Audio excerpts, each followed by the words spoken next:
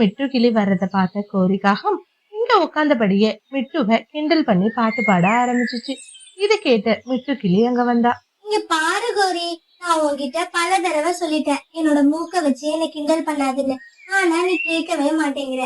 என் மூக்கு எப்படி இருந்தா உனக்கு என்ன? இதுக்காக நீ என்ன எப்ப பார்த்தாலும் கிண்டல் பண்ணிட்டே இருக்க. நீ பாரு கௌரி, நீ கூட தான் பாக்குறதுக்கு கருப்பா ரொம்ப அசிங்கமா இருக்க. எங்கேயாச்சும் நான் உன்னை கிண்டல் பண்றேனா? ஆனா எப்ப பார்த்தாலும் நீ என்னோட மூக்க வச்சு கிண்டல் பண்ணிட்டு இருக்க.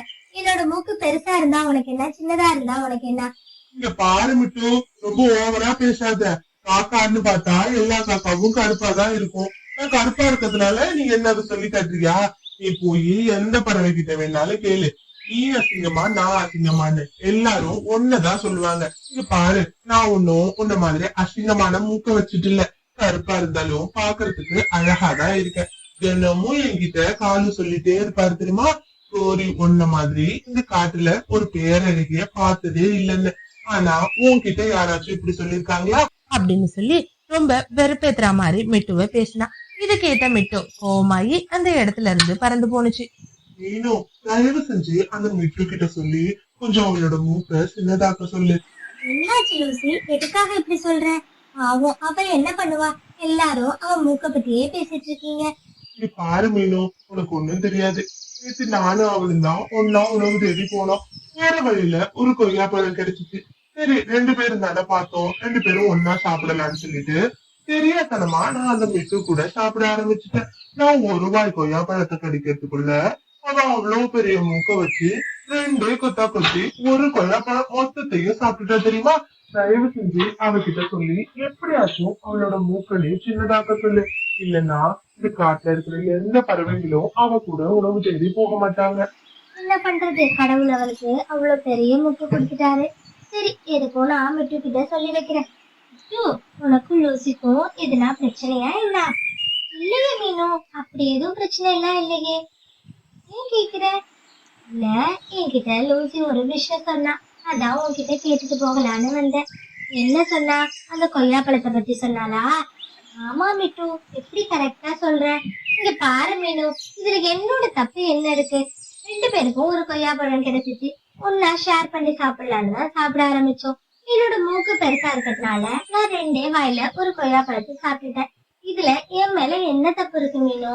நீ சொல்றது சரிதான் மிட்டு. ஆனா லூசிய பத்தி நாம கொஞ்சம் யோசிக்கணும்ல. பாவம், அவளும் எவ்வளவு பசியா இருந்திருப்பா. நீ பாட்டுக்கு வேகமா சாப்பிட்டுட்ட. ராத்திரி ஃபுல்லா அவளுக்கு பசியில தூக்கமே வரலையா மிட்டு.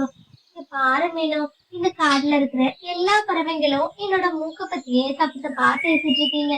இதை கேக்குறப்போ எனக்கு மனசுக்கு அவ்வளவு சங்கடமா இருக்கு அப்படின்னு சொல்லி மிட்டு அழ ஆரம்பிச்சா. சரி சரி, நான் இத கேட்கலான்னு தான் வந்தேன். உடனே நீ அழாத. என்ன பண்றது, இனிமே நீ எப்ப உணவு தேடி போனாலும் சரியாவே போமிட்டு. அதுதான் உனக்கும் நல்லது, மற்றவங்களுக்கும் நல்லது. நீ அழறத நிறுத்து அப்படின்னு சொல்லி நீனும் மிட்டுவுக்கு சமாதானம் சொன்னா. அழுதுட்டே போன மிட்டு நேரா மனிதர்கள் வாழ்ற இடத்துக்கு போனா. அங்க போயிட்டு ஒரு விவசாயிய பார்த்த மிட்டு இந்த மாதிரி பேச ஆரம்பிச்சா. விவசாயி என்ன, எனக்கு ஒரு உதவி பண்ணுங்களேன். என்ன பறவையே, என்ன உதவி பண்ணணும்? என்னோட மூக்கு கொஞ்சம் சின்னதாக்கி விடுங்க. தயவு செஞ்சு உங்ககிட்ட இருக்கிற இந்த கோடாரிய வச்சு என்னோட மூக்க வெட்டி விடுங்க. இதால நான் ரொம்பவே கஷ்டத்தை அனுபவிக்கிறேன். இங்க பாரு பறவையே, உன்னோட மூக்கு தான் உனக்கு பலமே. அதை எதுக்கு வெட்ட சொல்ற? இது மட்டும் இல்லாம நீ ஒரு சாதாரண பறவை. உன்னோட மூக்க வச்சு நீ ஒரு வேடன்ட்ட மாட்டினா கூட அவனோட வலைய கூட அறுத்துட்டு தப்பிக்க முடியும். இப்படி ஒரு வரப்பிரசாதமா இருக்கிற உன்னோட மூக்கு போய் எதுக்காக நீ வெட்ட சொல்ற? அதெல்லாம் எனக்கு தெரியாது. எனக்கு என்னோட மூக்கால நிறைய அவமானம் தான் ஏற்படுது. தயவு செஞ்சு இந்த மூக்க நீங்க எனக்கு வெட்டி விடுங்க. பாரு பறவையே, தயவு செஞ்சு புரிஞ்சுக்கோ. இந்த கோடாரிய வச்சு உன்னோட மூக்க வெட்டினா கண்டிப்பா அது உன் உயிருக்கே ஆபத்தாயிடும். என்னால அந்த விஷயத்த பண்ண முடியாது. உனக்கு அப்படி மூக்க வெட்டிதான் ஆகணும் அப்படின்னு தோணுச்சுன்னா நீ நேரா அந்த பொற்கொள்ளர்கிட்ட போ. அவர்கிட்ட இருக்கிற அந்த கூர்மையான ஆயுதத்தை வச்சு வலியே இல்லாம உன்னோட மூக்க வெட்டி விட்டுருவாரு அப்படின்னு சொன்னான். இத கேட்ட மிட்டு கிளி விவசாயிக்கு நன்றி சொல்லிட்டு நேரா பொற்கொள்ளரோட வீட்டுக்கு போக ஆரம்பிச்சிச்சு. மரத்துக்கு அடியில நிறைய தானியங்கள் கிடக்கிறத பார்த்த பறவைங்க 2 பேரும் நேரா அந்த தானியங்களை சாப்பிடலான்னு மரத்துல இருந்து கீழே இறங்குனாங்க. ஊரே, அங்க பாரு, இந்த மரத்துக்கு அடியில எவ்வளவு தானியங்கள் கிடக்குன்னு. ஆமா லூசி, இந்த பறவையோ உணவை எடுத்துட்டு போறப்போ தவற விட்டுட்டு போயிட்டுன்னு நினைக்கிறேன். சரி, சீக்கிரமா வா, நாம போய் அதை சாப்பிடலாம் அப்படின்னு சொல்லிட்டு 2 பேருமா சேர்ந்து அந்த மரத்துக்கு பக்கத்துல போனாங்க. கொஞ்ச நேரத்திலேயே அவங்க மேல ஒரு பெரிய வலை வந்து விழுந்து அவங்க வேடனோட வலையில நல்லா சிக்கிக்கிட்டாங்க. ஐயோ, நல்லா நம்ம மாட்டிக்கிட்டோம். கண்டிப்பா இன்னைக்கு அந்த வேடம் நம்மள எதனா பண்ணிடுவோம். ஆமா லூசி, எனக்கு ரொம்ப பயமா இருக்கு. யாராச்சும் உதவிக்கு வந்து நம்மள காப்பாத்தினாதான் போச்சு. காப்பாத்துங்க, காப்பாத்துங்க. எங்களை காப்பாத்துங்க அப்படின்னு சொல்லி பறவைங்க சத்தம் போட ஆரம்பிச்சாங்க. அந்த வழியா உணவு தேடி போன மீனுவோட காதுல பறவைங்களோட சத்தம் கேட்டுச்சு. அட, யாரோ உதவி கேட்டு கூப்பிடுறாங்கன்னு நினைக்கிறேன் நீனும் தயவு செஞ்சு இந்த வலையில இருந்து எங்களை காப்பாத்து, உனக்கு இஞ்சி கேக்குறோம். அப்படின்னு சொல்லி பறவைங்க 2 பேரும் கெஞ்ச ஆரம்பிச்சாங்க. மீனுவும் அவளால முடிஞ்ச அளவுக்கு அந்த வலையை கிழிக்கிறதுக்கு முயற்சி பண்ணலாம். ஆனா அவளால எதுவுமே பண்ண முடியல. பாரு லூசி, என்னால இந்த வலைய தனியா இழுக்க முடியல. நான் போய் எதுனா உதவிக்கு பறவைங்களை கூப்பிட்டுட்டு வரேன். இது பாரு மீனு, நீ நேரா மிட்டு வீட்டுக்கு போ. மிட்டுவ போய் கூப்பிட்டுட்டு வா. நேரா மிட்டுவோட வீட்டுக்கு வந்த மீனு ரொம்ப நேரமா அவ வீட்டு கதவை தட்டிட்டே இருந்தா. ஆனா அவ வீட்டுல யாரும் இல்லாததால கதவு தட்டுற சத்தத்தை கேட்டு பக்கத்து வீட்டுல இருந்து புல்புல் வெளியில வந்தா. புல்புல், ஆமா முட்டு எங்க போயிருக்கா? வீட்டுல இல்லையா என்ன?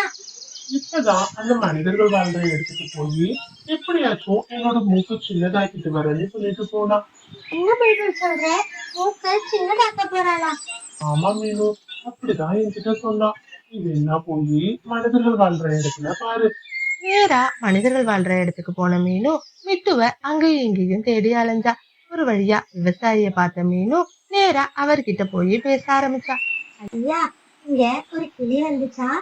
ஆமா பறவையே, கொஞ்ச நேரத்துக்கு முன்னாடி ஒரு கிளி இங்க வந்துச்சு. அதோட மூக்கு சின்னதாக்க சொல்லி என்ன வெட்ட சொல்லி கேட்டுச்சு. என்ன சொல்றீங்க? மூக்கு சின்னதாக்குறதுக்கு கெட்டு சொன்னாளா? ஆமா பறவையே, நான் எவ்வளவோ சொன்னேன்.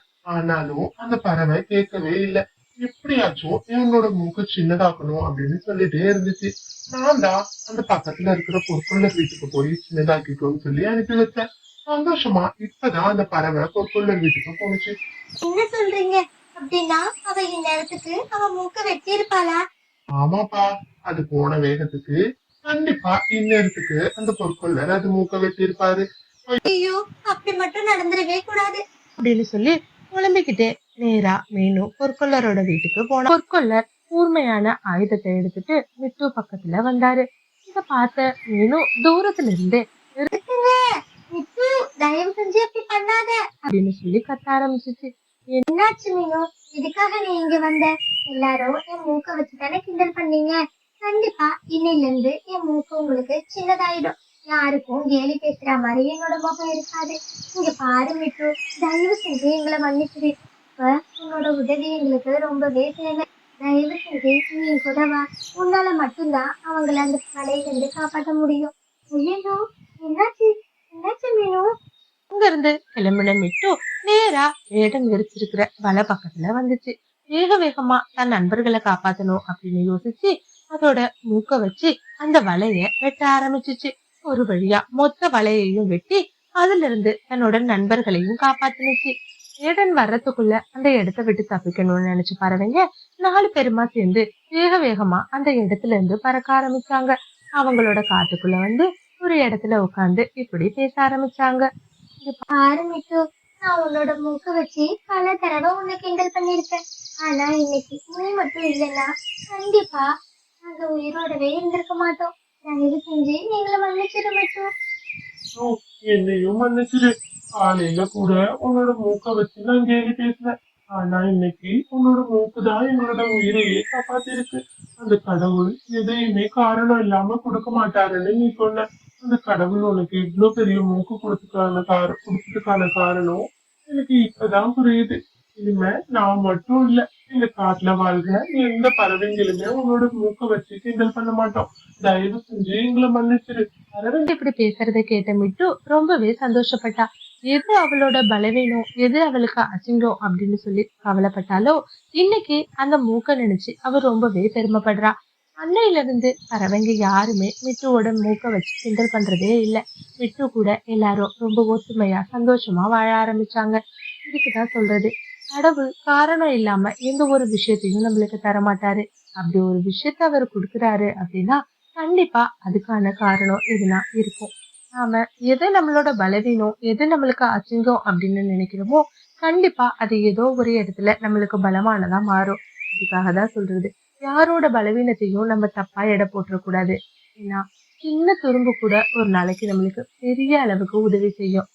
இந்த ஸ்டோரி உங்களுக்கு பிடிச்சிருந்துச்சுன்னா லைக் பண்ணிட்டு, மறக்காம இந்த மாதிரி நிறைய ஸ்டோரிஸ் பார்க்கறதுக்கு சிட்டு பேர்ட் ஸ்டோரிஸ் சேனலையும் சப்ஸ்கிரைப் பண்ணுங்க. தேங்க்ஸ் ஃபார் வாட்சிங்.